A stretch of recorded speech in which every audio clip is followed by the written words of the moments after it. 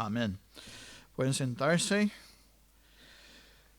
Pues este es el segundo mensaje, la continuación. La semana pasada prediqué el mensaje número 1 sobre la gracia realmente sublime. Y hoy vamos a profundizar más.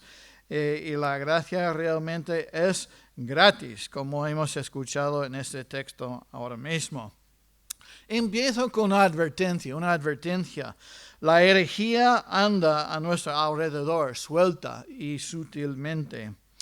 ¿Y qué es la herejía? ¿Qué es la herejía? La herejía es una doctrina falsa o enseñanza que niega una de las creencias fundamentales de las Escrituras. ¿Y cuáles son las doctrinas fundamentales de las Escrituras? La deidad de Jesucristo, la resurrección de Jesucristo, la muerte expiatoria de Cristo en la cruz, entre todos. Sí, pues esos son los fundamentos. La herejía es una opinión o doctrina o práctica contraria a la verdad, contraria a la palabra de Dios, contraria a las creencias explicadas en la Biblia. Y hay muchas herejías en el mundo y todos ellos restan de los valores y de las verdades eternas de Dios y de la palabra de Dios. Y tenemos que tener cuidado. La más peligrosa es la que escuchamos a menudo en el tema de los discursos políticos, las canciones, en las graduaciones. Y me refiero a esa idea de que tú eres libre para hacer lo que quieras. Tú tienes el poder de llegar a hacer lo que quieres dentro de ti, a ese poder de realizar todos tus sueños y tus deseos, olvidando totalmente la voluntad soberana de Dios. Y pues esta herejía tiene sus raíces en el mundo académico y prospera en la actualidad en las mentes orgullosas. Esta herejía es muy evidente en canciones populares, casi todas las películas que ves, internet e incluso poesía. No sé si te gusta la poesía o no, pero tengo un poema que vamos a ver esta mañana. Amén. A mí me gusta. Y pues aquí hay una poeta. Un poeta se llama William Ernest Henley y representa esa filosofía en su poema Invictus, no de la película. Y dice: desde la noche que me cubre, negra como el abismo de polo a polo, agradezco a los dioses que sean, por mi alma inconquistable, en las garras de las circunstancias, no me he encogido ni he gritado en voz alta, bajo los golpes del azar. Mi cabeza está ensangrentada, pero firme, y sigue. Más allá de este lugar de ira y lágrimas, solo se vislumbra el horror de la sombra. Y sin embargo, la amenaza de los años me encuentra y me encontrará sin miedo. No importa cuán recta sea la puerta, cuán cargado de castigos esté el pergamino. Yo soy el artífice de mi destino. Yo soy el capitán de mi alma. ¿Vale? Se llama Invictus. ¿Y qué hay de mal en este poema? ¿Qué hay de mal en este poema? ¿Lo habéis percatado? Pues, ¿qué es esta encantadora filosofía de la autosuficiencia? Que yo soy el capitán de mi alma. Y la semilla de esa herejía fue plantada por primera vez en el huerto de Edén, cuando Satanás atrajo a Adán y Eva hacia el fruto con el propósito de que no necesitaran a Dios. Y es un énfasis en lo que hacemos por Dios, ayudando a Dios en lugar de lo que Dios hace y ha hecho por nosotros, como Dios necesita nuestra ayuda. Puede sonar inofensivo, pero si te alimentas de esta idea por mucho tiempo, estarás satisfecho contigo mismo y no tendrás ese hambre de Dios. Y todos necesitamos ese hambre de Dios. Lo vemos a menudo en la gente que dice: yo estoy bien, no necesito a Dios en mi vida. Eso es para los débiles, para los que no tienen fuerza. Yo estoy bien. Y es un engaño y peligroso, porque no se dan cuenta que su corazón puede parar en cualquier instante si Dios quiere.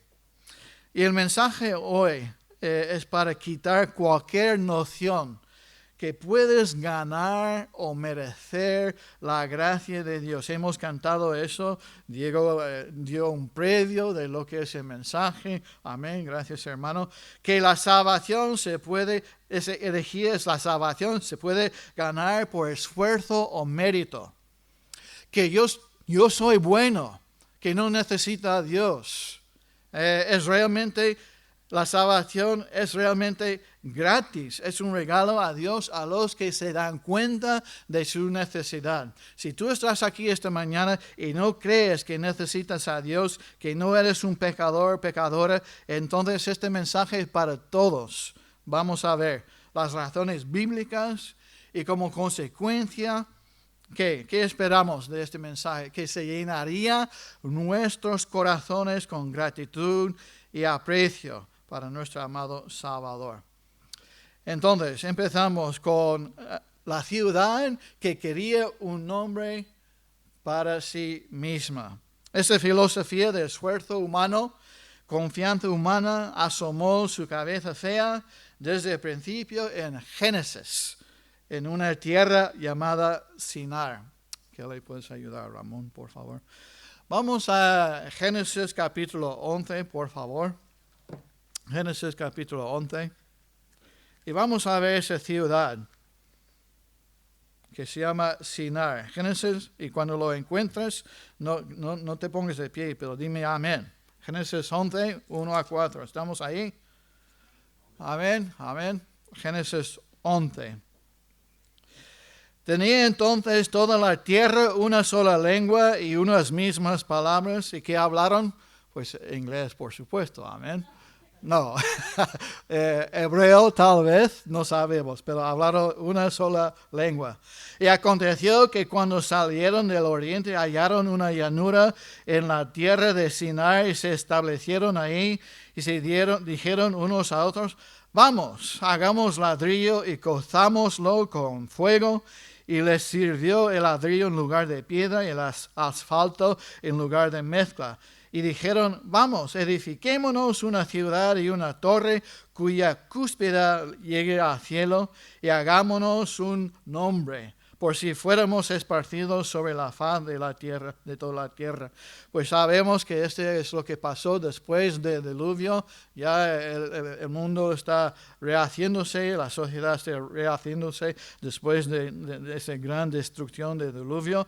Y pues la gente se une aquí en esa llanura de Sinar. ¿Dónde está el enfoque de los corazones de esas personas? Quédate conmigo, por favor. Observa el énfasis en el esfuerzo y en la reputación humana. Hagamos nosotros ladrillo y cozámoslos, edifiquemos una ciudad con una torre, hagámonos un nombre.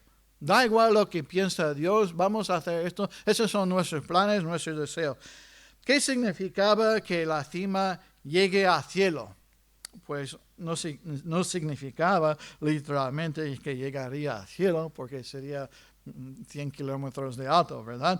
Pero quiere decir cuya parte superior está con el cielo. De alguna manera la parte superior de la torre fue diseñada y construida de tal manera que representaba el cielo.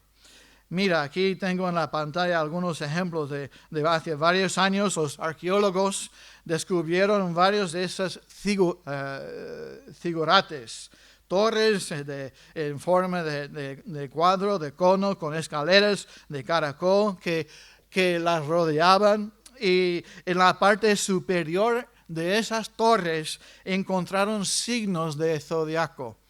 Zodíaco, sí. ¿Sabe qué es esto, no? Escorpio, Acuario, Libra, Tauro, todos estos peces. Y grabado ahí en la piedra. Y esto era una representación del cielo. Y formaba una especie de santuario religioso. ¿Qué quiere decir con todo eso? Para aquellos adoradores de las estrellas, era una forma de aferrarse a la religión sin vaciar de sus manos sus obras. Esta es nuestra religión, ese es nuestro esfuerzo, esa es nuestra creencia. y hemos llegado aquí, no necesitamos a Dios. ¿Y qué piensa Dios de esta torre y de sus ideas heréticas? ¿Qué piensa Dios de esa filosofía? Mira a continuación, versículo 5. Descendió Jehová para ver la ciudad y la torre que edificaban los hijos de los hombres, y dijo Jehová: he aquí el pueblo es uno, y todos estos tienen un solo lenguaje. Inglés, ¿verdad? No, hebreo. Y han comenzado la obra, y nada les hará desistir ahora de lo que han pensado hacer. Ahora pues descendamos y confundamos ahí su lengua. ¿Con quién está hablando el Señor? Cuando dice descendamos y confundamos, está hablando consigo mismo. Padre, Hijo, Espíritu Santo. Amén. Descendamos y confundamos ahí su lengua para que ninguno entienda el habla de su compañero. Así los esparció Jehová desde ahí sobre la faz de la tierra, y dejaron de edificar la ciudad.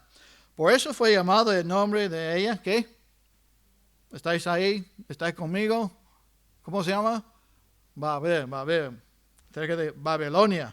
Porque ahí confundió Jehová el lenguaje de toda la tierra, y desde ahí los esparció sobre la faz de toda la tierra. Entonces, esa torre enfatizó la idea de lo que se debe hacer para convertirse en lo que uno quiere ser. Y es interesante que Dios no destruyó la torre de Babel. Los restos se quedaron ahí por mucho tiempo. No lo hizo. ¿Qué hizo? Esparció la gente. Los obreros se fueron y nunca se terminó ese torre. El Señor lo dejó ahí, y los obreros dejó deliberadamente su obra sin terminar. Y el Señor dejó la torre ahí como un recordatorio mudo de la inutilidad de esa herejía, y como una acusación imponente contra la religión de las obras humanas. Espero que estéis entendiendo lo que estoy diciendo. Desafortunadamente, el hombre no ha aprendido la lección que Babel se suponía que debe enseñar. ¿Y qué es esa lección? No puedes llegar al cielo por tus propios esfuerzos. Ahí se resume todo aquí de la historia. ¿Alguna vez has escuchado a alguien citar ese versículo? Dios ayuda a quienes se ayudan a sí mismos. ¿Habéis escuchado esto alguna vez? La gente, Dios ayuda a los que se ayudan a sí mismos. ¿Dónde está esto en la Biblia? Esto no está en la Biblia, no es un versículo. Eso es un pensamiento humano. Esa es un refrán. Esa es la piedra angular de la ética laboral del mundo occidente. Levantarnos por nuestros propios esfuerzos, vamos a hacer todo posible. Pero ese versículo no se encuentra en la Biblia en ninguna forma. Es filosofía humana. La doctrina de la gracia, sin embargo, no es algo popular hoy en día. La gracia quiere decir que Dios es la fuente de la salvación. Dios nos salva. Nosotros no podemos salvarnos a nosotros mismos. Y cuando mencionamos que dependemos de otra persona para nuestra salvación, la sociedad y los demás nos miran como locos, y que nosotros no podemos levantarnos por nuestros propios medios para entrar en la sala del trono de Dios. Necesitamos primero la ayuda de Dios. Él tiene que hacer la primera obra. Y en lugar de ser autosuficiente, que yo soy el capitán de mi alma, yo puedo llegar al cielo por mis propios esfuerzos, por mis buenas obras, por ser bueno, debemos defender la verdad de la suficiencia de Dios, a la que llamamos gracia. Gracia, la suficiencia de Dios, el poder de Dios. Exaltar nuestros propios esfuerzos, esforzarnos para alcanzar el cielo por nuestros propios logros, es un insulto a su gracia, es un insulto a Dios, le roba de su gloria que solo pertenece a Él. Es una ofensa a Dios que tú y yo podemos, por nuestros propios méritos y obras, ganar el cielo. Entonces, ¿por qué mandó Dios a su Hijo a la cruz? para morir por nosotros. Si tú puedes ganar el cielo por tus propios esfuerzos y por ser bueno y por mérito, entonces ¿por qué murió Cristo en la cruz por nosotros? Vamos a ver otro ejemplo más convincente de la gracia en la Biblia. Si alguna vez hubo un hombre que pudo haber salido adelante por sí mismo, gracias a sus propias obras y méritos, este fue Abraham. Abraham era rico, respetado, tenía una esposa maravillosa, se nos cuenta, y sin embargo todavía no tenía ninguna esperanza de ganarse alguna vez el favor de Dios. Porque detrás de todas esas posesiones y su grandeza, un espíritu noble, lo que era, había un hombre que era un idólatra perdido.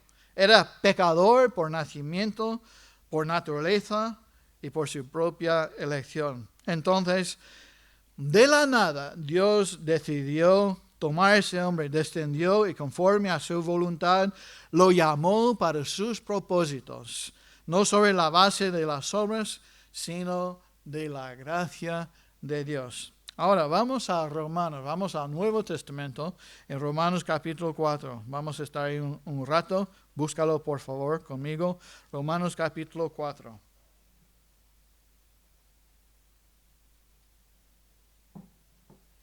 Estamos ahí. Y si no puedes ver la pantalla, pues mire en tu propia Biblia. En Romanos capítulo 4, versículo 1 a 3. ¿Qué pues diremos? ¿Que halló Abraham nuestro padre según la carne? Porque si Abraham fue justificado por las obras, ¿de qué gloriarse? Pero no para con Dios. Porque ¿qué dice la Escritura? ¿Qué dice? Creyó Abraham a Dios y le fue contado por justicia. ¿Qué fue lo que justificó a Abraham delante de Dios? Sus obras, sus méritos, su buen parecer, su posición social, su sinceridad, su servicio, tener una esposa maravillosa.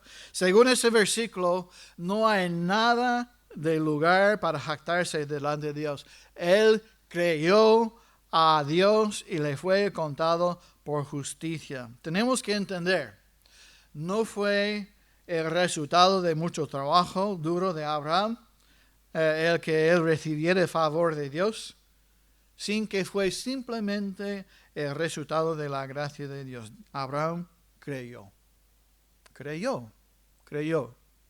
La justificación entonces es el acto soberano de Dios por el cual Dios declara justo al pecador al cree mientras todavía se encuentre en estado de pecado. Como Diego explicó, este gran intercambio.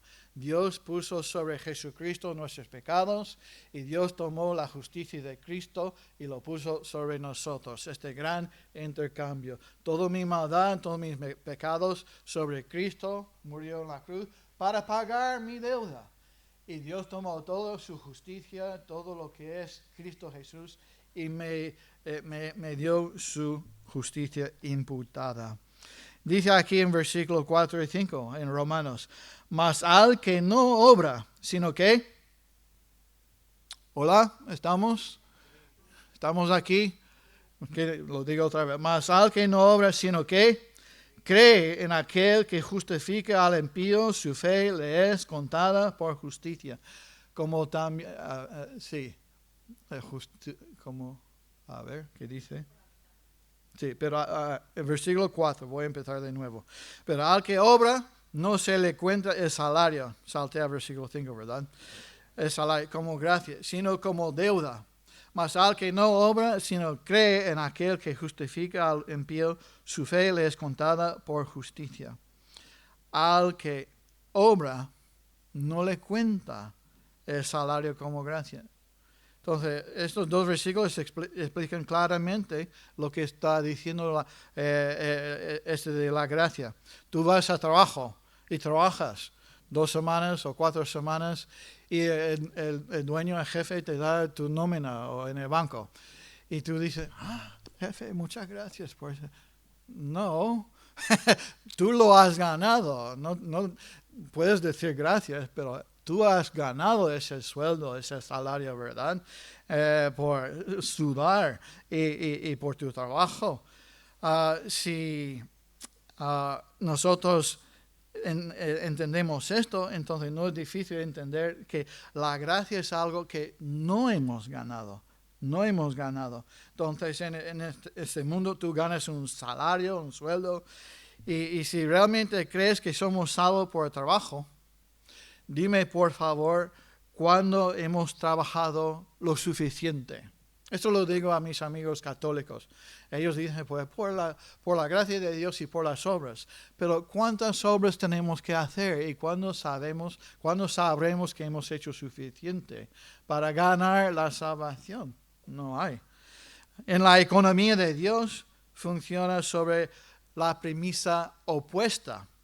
Todos son justificados exactamente de la misma manera. Si eres un creyente, un cristiano, un hijo de Dios, hoy tú has llegado a los pies de Cristo igual como todos los otros cristianos a través de los siglos, por la gracia de Dios. Amén.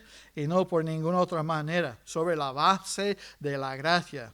Y es un don. Mira aquí, hemos leído al principio, Efesios 2. Porque por gracia sois salvos por medio de la fe. ¿Y esto qué? No de vosotros, pues es don de Dios, regalo de Dios, para que nadie se gloríe. Nadie agradece a su jefe por su sueldo, porque se lo ha ganado.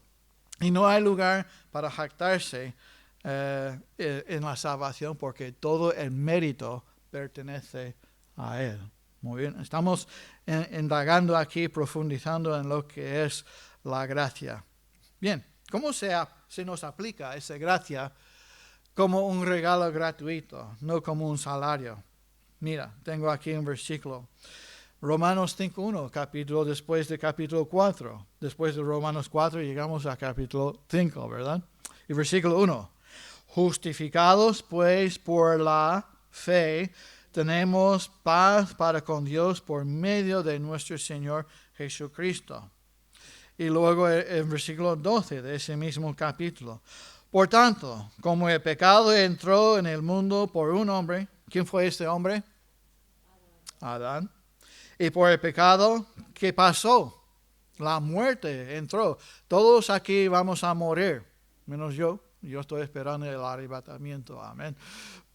No, todos vamos a morir si Dios no viene antes. Pero como el pecado entró en el mundo por el pecado de un hombre, nuestro padre Adán, que todos somos descendientes de Adán y tenemos esta naturaleza pecaminosa, todos aquí somos pecadores, créalo o no, y como consecuencia el pecado trae la muerte. Así la muerte pasó a todos los hombres por cuanto, ¿qué? Todos pecaron. Si estás aquí esta mañana y crees que no eres un pecador, estás llamando a Dios mentiroso. Entonces, el pecado de Adán desató una enfermedad terminal, horrible, sobre todos nosotros, por toda la eternidad. Y no hay nadie que pueda escapar de esta enfermedad ni salvarse de ella. Si tus padres, escúchame bien, si tus padres fueron seres humanos, tú tienes esta enfermedad, este pecado, esta naturaleza pecaminosa. Lo llamamos la naturaleza adámica. Lo veo en mis nietos, ¿verdad, Susi? Lo veo en mis nietos, lo veo en los niños, lo veo en los adultos. Esa naturaleza adámica, este pecado. Y pues la ley clasificó el pecado y intensificó nuestra culpa. ¿Qué haces cuando ves un letrero ahí en la césped que dice, no pises el césped? A ver. Cuando ves un banco ahí que dice recién pintado. A ver. Esta es la ley, ¿verdad? La ley provoca el pecado. Aumenta nuestro deseo de traspasar, estimula nuestro deseo de pecar. pero el letrero y la ley no tienen poder para hacernos obedecer. Pueden provocar, pueden enseñarnos nuestro corazón, pueden enseñarnos que sí, estamos mal, pero para ese pecado hay una cura para esa epidemia. ¿Sabes qué es? Mira ahí en versículo 18. Estáis en Romanos 5, 18. Así como por la transgresión de uno, ¿de quién? De Adán. Por la transgresión de uno vino la condenación a todos los hombres y mujeres y niños. Si eres un ser humano, por la transgresión de Adán, todos aquí en la tierra estamos condenados. De la misma manera, por la justicia de uno, vino a todos los hombres la justificación de vida. Porque así como por la desobediencia de un hombre, los muchos fueron constituidos pecadores, así también por la obediencia de uno, los muchos, no todos, los muchos serán constituidos justos. Es para los que creen. Pero la ley se introdujo para que el pecado abundase. Somos justificados ante Dios por la fe, no por las obras. Y el resultado es que tenemos en versículo 1 que dice, justificados pues por la fe, ¿qué tenemos? Paz, tenemos paz para con Dios. ¿Por qué necesitas paz con Dios? Porque has roto su ley, la has escupido en su cara, has pisoteado la sangre de Cristo, has roto la ley de Dios. Y por la fe podemos ser justificados y necesitamos esta paz porque éramos enemigos de Dios. Enemigos. Los criminales no huyen hacia la policía, ¿verdad? Cuando ven la policía huyen en esta dirección. Los pecadores no huyen hacia Dios, huyen de Dios. Pero cuando Dios hace las paces con nosotros y cuando somos salvos, podemos acercarnos tranquilamente al trono de la gracia, amén, porque se ha hecho las paces entre nosotros. ¡Qué alegría, qué gozo! Entonces la ley nunca tuvo la intención de ser una escalera de escalones morales. La ley no fue dada para eso. Obedece a tus padres, no cometes adulterio, no robes, no mates, guarda el sábado. No puedes llegar al cielo por esto. Esos son para indicarnos la corrupción de nuestro corazón. Y su propósito era ser una luz para alumbrar y revelar el pecado en los rincones oscuros de nuestro corazón. Abre tus ojos y ver esos corazones, ese corazón, donde está ese mugre y suciedad y corrupción. Solo Dios puede quitar eso. Solo Dios puede salvarnos. Solo Dios puede cambiarlo. Solo Dios, cuando revela nuestra necesidad, nuestra condición, solo Dios puede rescatarnos. Y debido a que estamos encadenados a nuestro pecado y a nuestros caminos egoístas, la gracia vino al rescate, la gracia de Dios. Mira aquí, tenemos, mas cuando el pecado abundó, sobreabundó la gracia, para que así como el pecado reinó para muerte, así también la gracia reine por la justicia, para vida eterna mediante Jesucristo, Señor nuestro. Ahora, tú tienes la opción aquí.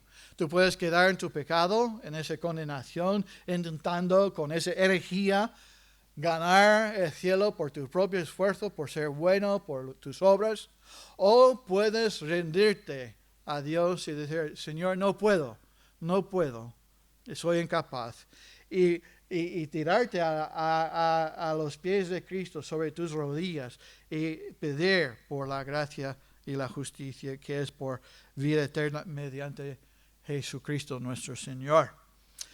Entonces, no importa cuán grande sea nuestro pecado, la gracia de Dios es más grande.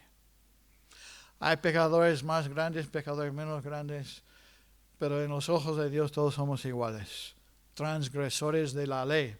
Tú dices, pues yo no he hecho mucho mal, no he matado a nadie. Pues tal vez no, pero has dicho a alguien necio, eres un imbécil, eres un tonto. ¿Y has dicho esto alguna vez a alguien? Le has matado en el corazón, le has matado en el corazón. El Señor dice, no cometerás adulterio, pero si miras a una mujer, ya has cometido adulterio con ella en tu corazón. ¿Cuántos de nosotros no hemos dicho la verdad? Somos mentirosos. Todo eso es para mostrarnos que tenemos pecado, pero la gracia de Dios puede quitar ese pecado y limpiarnos y darnos un nuevo corazón. Amén. Gloria a Dios. Esa es la buena nueva del Evangelio. Entonces, ¿cómo explicando la gracia para los pecadores? Para ir terminando. Volvemos a Efesios. Volvemos a nuestro texto que hemos leído al principio. Efesios capítulo 2. Voy a leerlo de nuevo porque es importante. Por favor, búscalo conmigo. Efesios 2, 1 a 3. Dice, y Él os dio vida a vosotros cuando estabais, ¿cómo? Cuando estabais muertos en vuestros delitos y pecados. Si no te ves aquí, no eres un ser humano, ¿vale? Porque todos somos pecadores. Cuando estabais muertos en vuestros delitos y pecados, en los cuales anduvisteis en otro tiempo, siguiendo las corrientes del mundo conforme al príncipe de la potestad del aire, espíritu, que ahora opera en los hijos de desobediencia, entre los cuales también todos nosotros vivimos en otro tiempo en los deseos de nuestra carne, haciendo la voluntad de la carne, mi carne, de los pensamientos. Y éramos por naturaleza, ¿qué? Hijos de ira, de Adán, lo mismo que los demás. Aquí Pablo está claro, toda la humanidad somos pecadores. Pero miren versículo 12. En aquel tiempo estabais sin Cristo, alejados de la ciudadanía de Israel y ajenos a los pactos de la promesa, sin esperanza y sin Dios en el mundo. Estábamos separados, excluidos, extraños, sin esperanza. Hermanos y amigos, esta es la condición de cualquier persona sin Cristo. ¡Qué condición tan desesperada! Sin esperanza, sin Dios, sin posibilidad, alejados, ajenos, sin esperanza, sin Dios en este mundo. Nuestra condición es una mala noticia. Como un médico que nos dice que tenemos una enfermedad terminal. Pero el Evangelio es buena noticia. La solución, mira en versículo 4, otra vez. Efesios 2, 4. Aquí tenemos la solución de Dios. Pero Dios, amén. Cuando llega ese versículo, pero Dios, no nos dejó en nuestro estado, amén. Pero Dios, que es rico en misericordia por su gran amor, con que nos amó, aún estando nosotros muertos en pecados, nos dio vida gratuitamente, juntamente con Cristo, porque por gracia sois salvos. Y juntamente con Él nos resucitó y asimismo nos hizo sentar en los lugares celestiales con Cristo Jesús. ¿Dónde está Cristo ahora mismo? A la derecha del Padre. ¿Dónde estás tú y yo espiritualmente? Sentados con Dios en el cielo. Dice aquí, nosotros juntamente con Él, juntamente con Cristo, nos resucitó y asimismo nos hizo sentar en los lugares celestiales con Cristo Jesús. Espiritualmente, en la mente de Dios, en el corazón de Dios, ¿dónde estamos? A la diestra del Padre, con Cristo. Estamos en Cristo. ¿Dónde está Cristo? A la diestra de Dios. Ahora, ese está en el futuro para nosotros, pero en la mente de Dios es la actualidad, la realidad. Versículo 7. Para mostrar en los siglos venideros las abundantes riquezas de su gracia en su bondad para con nosotros en Cristo Jesús. Y otra vez, conmigo, lee ese versículo conmigo. Porque versículo 8. Porque por gracia sois salvos por medio de la fe. Y esto no de vosotros, pues es don de Dios, no por obras, para que nadie se gloríe. Amén. Debemos tener estos versículos memorizados. Ahora vamos a Tito, y con eso vamos a terminar. Tito, después de Timoteo, Tito, antes de Hebreos. Tito capítulo 3. Voy a leer unos versículos aquí que explica también de la gracia realmente es gratis. Bien, Tito 3, ¿estamos ahí? Amén. Porque nosotros también, ¿qué? Éramos en otro tiempo, nuestra condición anterior, ¿verdad? Éramos en otro tiempo, ¿qué? Insensatos, rebeldes, extraviados, esclavos de concupiscencias y deleites diversos, viviendo en malicia y envidia, aborrecibles y aborreciéndonos unos a otros. Esta es una descripción del mundo actual, ¿verdad? ¿Sí? Pero, me encantan estos contrastes, pero cuando se manifestó la bondad de Dios, nuestro Salvador, y su amor para con los hombres, nos salvó, no por obras de justicia que tú y yo, nosotros hubiéramos hecho, sino por su misericordia, por el lavamiento de la regeneración, por la renovación en el Espíritu Santo, el cual derramó en nosotros abundantemente. ¿Por quién? Por Jesucristo nuestro Salvador. ¿Para qué? Para que justificados por su gracia viniésemos a ser herederos conforme a la esperanza de la vida eterna. Amén. Como dice las palabras de un antiguo himno, nada en mis manos traigo, simplemente a la cruz me aferro. Y no hagas caso a las voces que te enseñan mal. Muchos presentarán argumentos convincentes sobre lo que debes hacer para ser salvado. La Biblia dice que antes de venir a Dios debemos renunciar, debemos parar, debemos darnos por vencidos, reconocer que somos enemigos de Dios e incapaces de salvarnos a nosotros mismos. Y cuando crees y pones tu fe en Jesucristo con arrepentimiento de fe, Dios te justifica y te salva. Nosotros no somos capitanes invencibles en nuestras almas. Nuestra salvación es un don de Dios, no de obras, y no tenemos motivo para jactarnos. En cambio, debemos inclinar la cabeza en homenaje a aquel que es el verdadero capitán de nuestras almas, Jesucristo. Alguien tuvo la idea de escribir otro poema como una respuesta a del capitán de Invictus, Dorothy Day. Respondió a Invictus con ese poema, Mi capitán. No sé si lo puedes leer aquí, pero dice: de la luz que me deslumbra, brillante como el sol de polo a polo, doy gracias a Dios que sé que soy por Cristo el conquistador de mi alma. Puesto que es suyo el dominio de las circunstancias, no me estremecería ni lloraría en voz alta. Bajo ese gobierno que los hombres llaman azar, mi cabeza se inclina humildemente con alegría. Más allá de este lugar de pecado y lágrimas, esa vida con Él. Y su ayuda, a pesar de la amenaza de los años, me mantiene y me mantendrá sin miedo. No tengo miedo, aunque la puerta esté estrecha. Él limpió el pergamino de castigo. Cristo es el amo de mi destino. Cristo es el capitán de mi alma. Esta no es herejía. Esa es la verdad bíblica. Entonces termino. La salvación es gratis, pero costó a Dios un alto precio. La vida de su Hijo, Jesucristo. La salvación para ti no cuesta nada. Para Dios costó la vida de su Hijo en la cruz.